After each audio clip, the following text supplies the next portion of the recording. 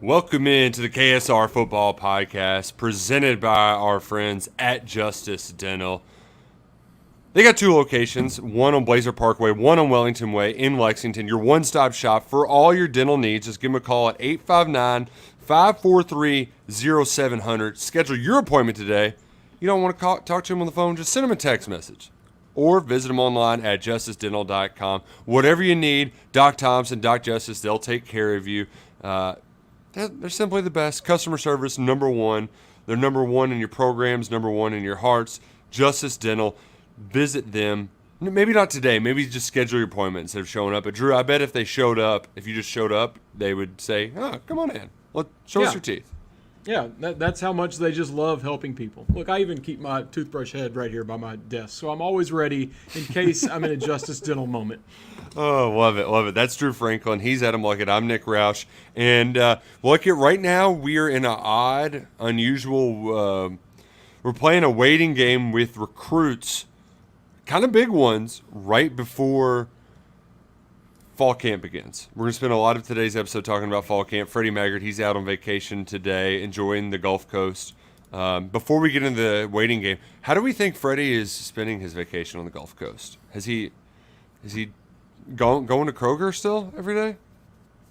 I don't know that Freddie can have a day where he doesn't at least do one lap around Kroger. Even if he doesn't have to buy anything or need anything, he's just got to say hi to everyone. So I would say wherever he has found the nearest Kroger and probably hit multiple on the way down.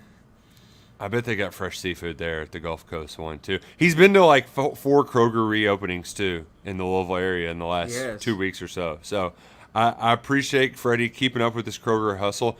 I bought some of those his fizzy waters. I'm gonna try some out. I've never had one of them fizzy waters as he calls them, but he talked about them so much that I had to buy a couple on my run today. The simple truth. He loves the simple truth fizzy waters.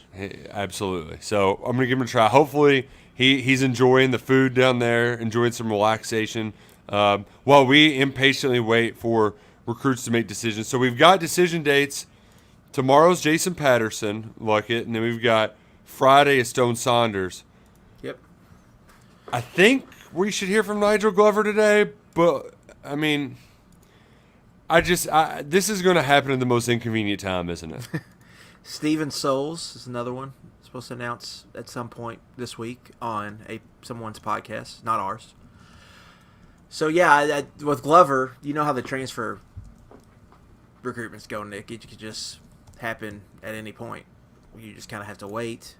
The other ones, we at least have an idea of when they are going to announce. But yeah, we're playing the waiting game on Glover, which looks like it's down to Kentucky and Michigan. Patterson looks like it's down to Kentucky and Cincinnati. I would say Kentucky's a heavy favorite probably for Souls and Stone Saunders. And so we'll see how these 4 shake out.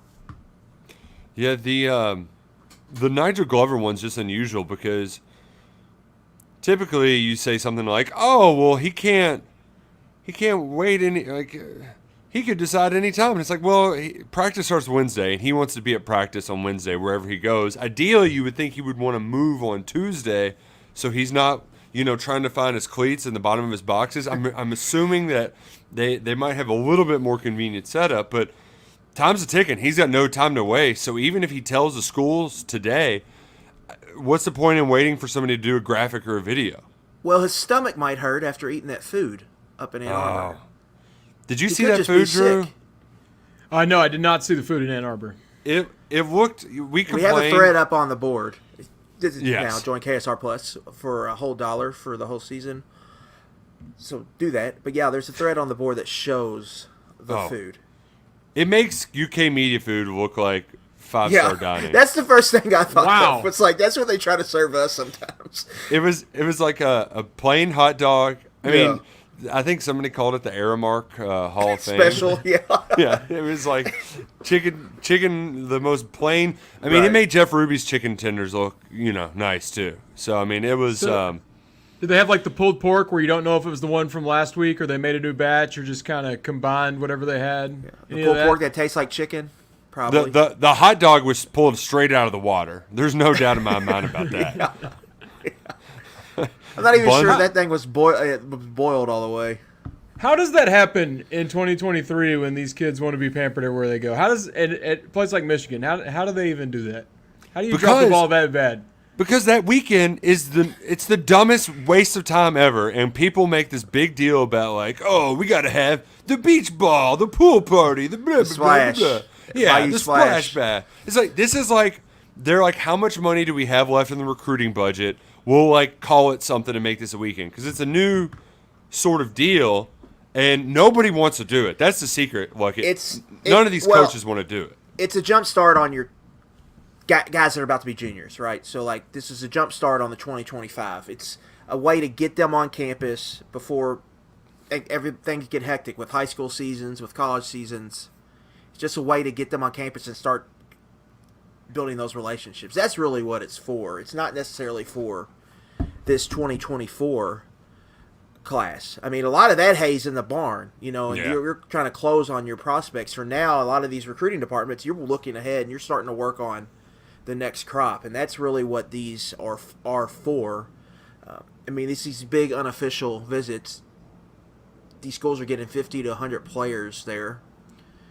That's a lot. I mean, there's probably some funny business going on there for these unofficial visit weekends, but it's just how the game's played. So you got to figure out if you're at a competitive disadvantage if you're not doing that, or if you are, or if it puts you at a competitive advantage. But yeah, it's a new in thing for sure. Having these kind of big kind of cookout, barbecue, pool party, whatever you want to call it. While they were entertaining kids, I can tell you the Kentucky football coaches were raising money for kids and probably entertaining the right people for the future of recruiting. I'll just say that.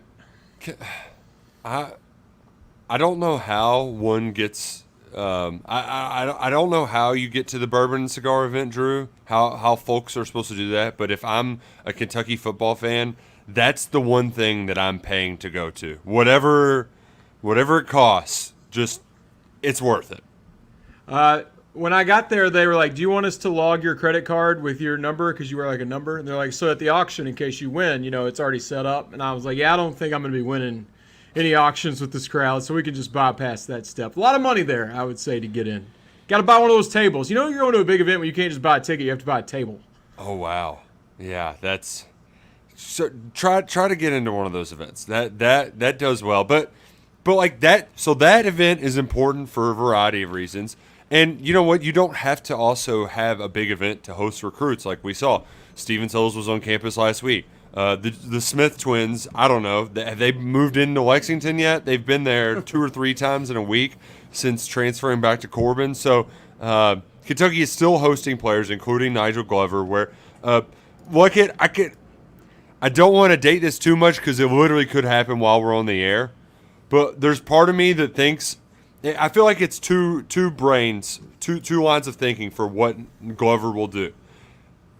I'll let you explain the Michigan line of thinking, but in the Kentucky line of thinking, it's Glover has a path to playing soon, and it's at the SEC level, and it's only 2 hours from his home. Kentucky is at a position of need. They don't have to do a bunch of funny business to make the scholarship count work. He can be in the rotation as LB2 at either Mike or Will this fall, and then compete for a starting position next fall. So that part of it makes sense to me as to why he would pick Kentucky. Explain why Michigan is a fit for Nigel Glover. I do definitely think the path for playing time is probably clear in Lexington, but Michigan is Michigan at the end of the day. They're 2-time defending Big Ten champs. They're a legit national title contender this year. They're just rolling, and they've had a lot of success here recently recruiting in Ohio. And so I think that's just what you got to get over, what you're fighting here if you're Kentucky, especially recruiting Ohio kids here. With what Michigan is doing, it makes recruiting these guys a lot tougher. You have to hope that we see what usually happens in some of these transfer recruitments is where common sense plays a bigger factor. Defined roles, defined openings, opportunities for playing time makes more sense. But at the same time, Nigel Glover is he's a high schooler, essentially, right? I mean, he just ended his senior year in high school. I mean, he's going to be He hasn't had one freshman class. Well, I guess he took some classes at Northwestern, but he hasn't had a fall semester on a college campus yet. And so he's still fairly young. So we're going to have to see who has the better pitch here.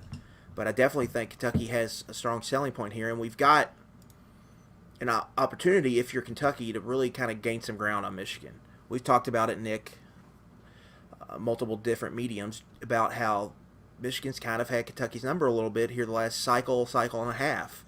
Well, now some things are developing where Kentucky can kind of stick it to the old boys in blue up there in Ann Arbor with this one, Nigel Glover, potentially, and then the Smith twins, as you've alluded to, that have visited UK's campus twice since transferring to Corbin, right down I-75. Where there's smoke, there's fire. Like, I think that is real, and I think it has a real shot to happen, and that'd be a huge deal if you could get some players like that, because those are high caliber front seven prospects, all three of them, the Smith twins and Nigel Glover. My biggest worry though, Drew, is Nigel Glover might just be a nerd. I mean, he committed to a nerd school in Northwestern. Yeah. Michigan's a nerd school. Sometimes you run into the eligibility stuff, but like, there's something about that. Like, you got to be different to commit to Northwestern in April, be a top 300 prospect, and stay committed to Northwestern for that long. And Michigan has that same sort of nerd cult vibe. And the nerds, they worry me when they get out of their lockers. Yeah, but I mean, we've had some nerds. Think of some of the nerds over the years. This is kind of far back, but I had classes with Corey Peters. And that man would raise his hand, and class would go 30 minutes long because he was still asking questions. You know the teacher's pet that does that? Those people are the worst. I'm thinking, you are a star defensive lineman. You're supposed to not even be here. You're allowed to skip. Why are you here asking questions? So, Corey Peters, great Kentucky football nerd. I'm sure there's been others. And maybe Glover will be one of our nerds. I would maybe lump Josh Paschal into that. Josh Paschal? Yeah. Your boy, why am I drawing a blank? Luke Fortner. Big nerd. Big nerd ever to play football. Took a lot of classes at UK. He took more classes than snaps, and he played 7 years of football. Like, how did that happen? So nerds can be successful here, but there is just something about that the Michigan man thing. I think could be appealing to Nigel Glover. Hopefully not.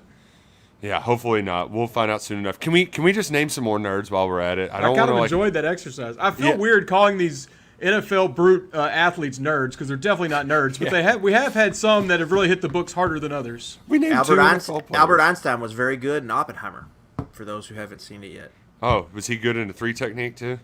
Did he get off the ball, off the line of scrimmage? He knew leverage. He understood angles and leverage. Oh, man. You know who was not a nerd? Was Max Duffy, which I think that's why he could stay on campus for so long, is because he was the opposite of the nerd. It's true.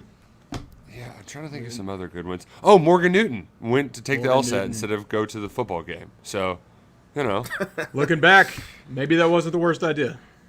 Maybe it wasn't. So this week it is the start of football season. Fall camp kicks off on Wednesday. Kentucky football media day is on Friday. Kentucky football. I don't think so. That's Scott Gregory. What is? I mean, maybe. I don't know. Maybe. Threw me off, Scott Gregory. Shouting out Jordan Jones is a big old nerd. I would not say that to his face. No, not at all. Do y'all remember when Jordan Jones didn't answer a question at a press conference and Cash Daniel was like his mediator? Man, what a weird time that was. I still see Jordan Jones around Lexington. I think he's a Fayette Countyan. Yeah, I think he's So don't call him a nerd. Seriously, do not call him a nerd. Please, for your own health. But in addition to Media Day on Friday, we've got Fan Day on Saturday.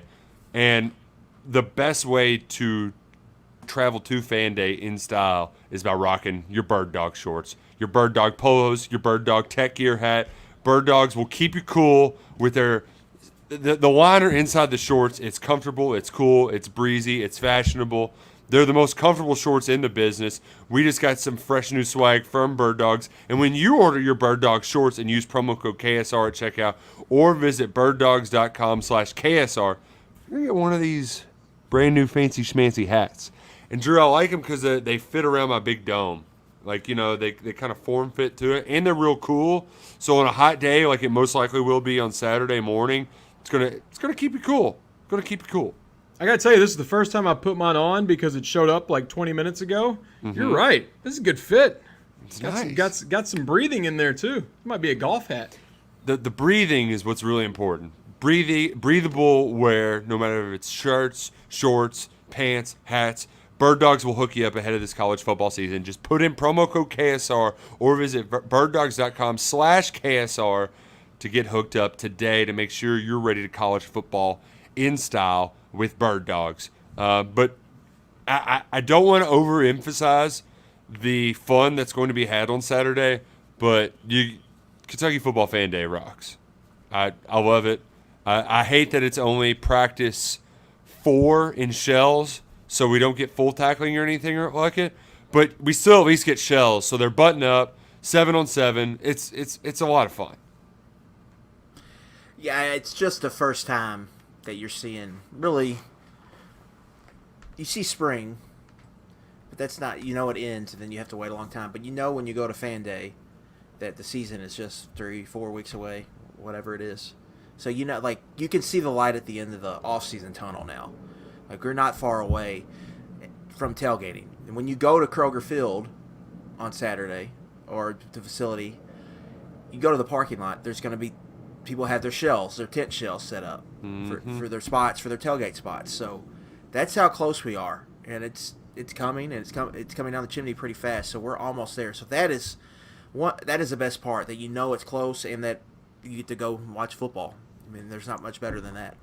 I've been paying attention since they've started this putting their tents out thing. They've never been out as early as they are right now. They're already out there. That cannot be within the rules, but they sent an email out saying, please do not set up before whatever the date was. Pretty sure that date is in August. It is. This is a record by far for putting them out way ahead of schedule. So, yeah, welcome to the SEC, baby. Yeah, you think Bama, Tennessee, you think those games have a little bit to do with that? Maybe. But those go on sale tomorrow, so I'm trying to buy a couple. Everybody leave me a couple. The Ball State Cardinals don't come to town every year. But quietly, though, that EKU crowd will probably be one of the better crowds of the year. Because a lot of people will come down. A lot of people don't go to week 1 because it's Labor Day weekend, if you go to the lake or whatever. Second game, mid-afternoon kick. A lot of Kentucky fans will come as EKU, and a lot of EKU people will drive up.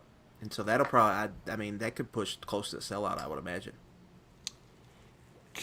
So we're not doing the autograph things anymore for Fan Day, though? It wasn't listed as an activity? It's kind of the reason for going for a lot of people, I thought. I know. The autographs? Yeah. Well, NIL now. That's true. But come on, Fan Day, give them a day. It's not going to cut into your pockets too hard. That's a good point. But 11 a.m. is when practice starts. It's about 2 hours, and you can start piling into the facility at 10 a.m. I liked a question we had on the KSR YouTube channel chat from Kyle Strange. If you had to pick right now, which side of the ball is stronger on our team, offense or defense? Pick one, Drew. Stake your flag into the ground. A couple weeks ago, I would have said defense, and I haven't lost confidence in defense. I'm just getting more and more excited about the offense because I think the line is going to do what they need to do to keep Leary alive, and I'm really buying into this Liam Cohen excitement. I know he's going to get the ball to the right people. No funny business. I know Scangarello, he was a little too advanced, a little confusion. That's out the window. Cohen's just going to get the ball in the right places. So I lean offense, but I think it's going to be pretty balanced. I'm not completely sold on my answer as offense. It does beg the question, too, Luckett. I think a lot of this comes down to what's the bigger question mark, cornerback or offensive tackle? And right now, might say offensive tackle. So, might say cornerback. I don't know. Where do you stand? They have more, I would say, options at corner than they do tackle. True. So, if you played a lottery, your odds are you would hit on cornerback before you would hit on tackle. Well, I'm playing the lottery and I need to win Mega Millions, so come on. Come on. Can't help you there. But I think defensively, they just have a higher floor. I don't really think that's a controversial statement. Since Brad White has been here, the offense has only been better than the defense once, and that was when Cohen was here. And even then, that year, the defense won them games early in the year. South Carolina, Florida. They don't win those games without the defense playing their tails off. So I think the floor is higher. But the offense, you could tell me the offense has a higher ceiling than this defense. So my pick would be on the defensive side of the ball, but it wouldn't surprise me if the offense has a better year. It's a great question, Kyle, and it's a great way to segue into our next topic, which is the topics that we're going to be talking about throughout fall camp, the storylines that we're going to be writing about, that we're going to be talking about on the KSR Football Podcast. So I wrote some of them down, but do we have any ones in particular, maybe even on the sillier side, that might jump out that you're looking forward to hearing about this fall camp? I have a storyline that is not football related, and I think it already came across on our comments. But, if we're getting new jerseys, they got to tell us soon. And there's been leaked photos of jerseys. Are new unis coming? That's a storyline I'm watching this week. Camp's starting. Don't ask Negative Nelly, Nick Roush over here. That's true. He doesn't believe anything. I believe it when I see it. Okay, so new uniforms, new helmets. So media day is Friday. I mean, that's when they take their team photos. They're not going to take it in old uniforms. That's You're right. I didn't think about that. Will we have them by Friday? Let's just we've seen leaked pictures of what looks like a terrible uniform. I hope that's not it. Are we getting new ones? Not a chance in France. Not a snowball's chance in hell. Told you. I have no faith that they have redone the entire wardrobe. No faith at all. Sadly, I'm going to join you, even though I think it's due. And, we do the uniform thing for every sport every year. We have to. This year, it felt like there was a chance, but I feel like it would have been done by now. We're days away. I do think a lot of it, though, Luckett, is just everybody in the SEC is going to have some sort of rebrand next year. So next year will be a big year for newness. One thing that's not going to be new is it's going to be like day 10, practice 12 of training camp. And Mark Stoops is going to go up to the podium, and he's going to be pissed off, and he's going to talk about all the sorry-ass effort and the entitlement. And it's going to be my favorite day of training camp. It is every single year. He just loves to come in and chew their asses out, and I love it. I was going to ask which scrimmage on which Saturday. Is it going to be the first scrimmage or the second scrimmage where he's all pissed off? See, and I don't know if it's going to necessarily be the scrimmage or if it's going to be just a day at practice. Well, I mean, in the spring, he gave. Oh.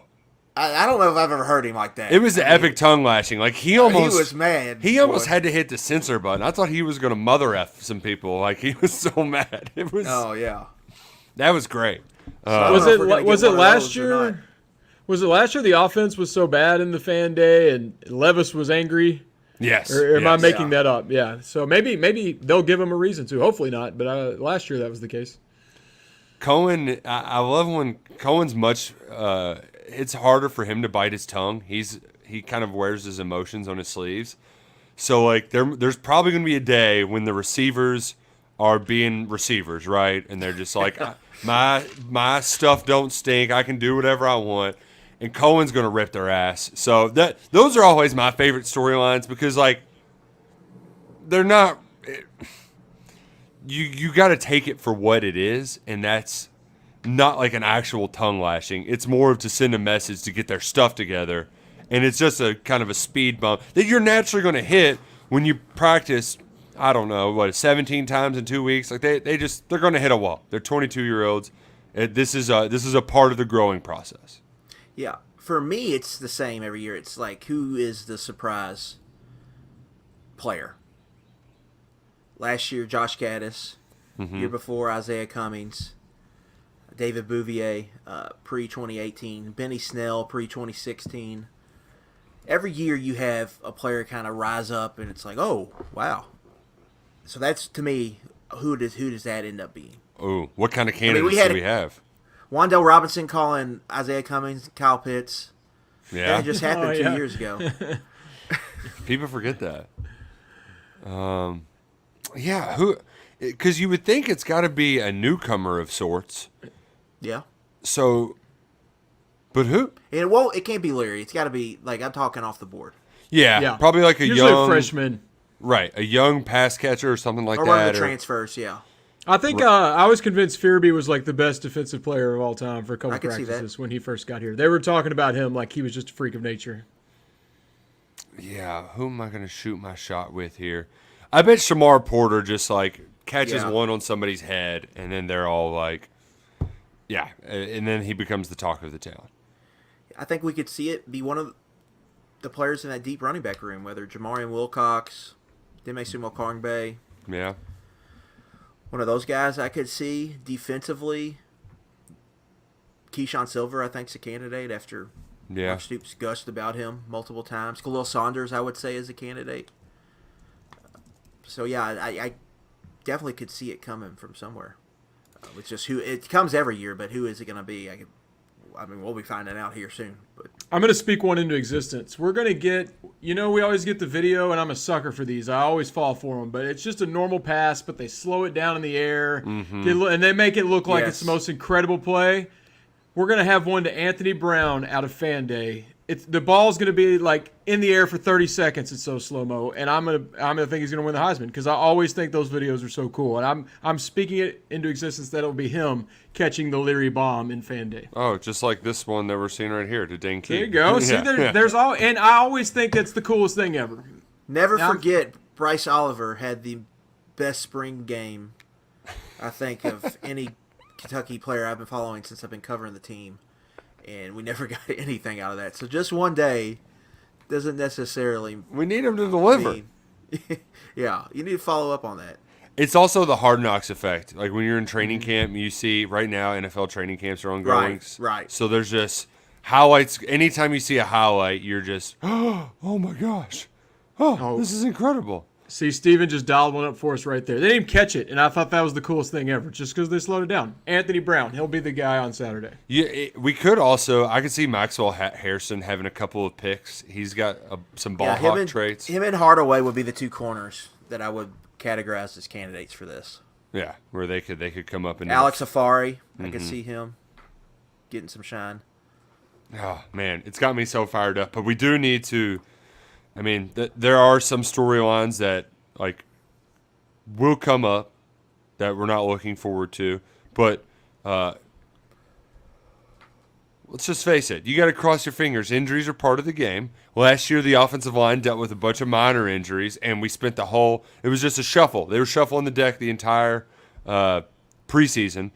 We've had some significant ones. Landon Young was the most memorable, but there's been plenty of preseason injuries. Staying healthy is very important. Availability is I'm a little slow. What is it?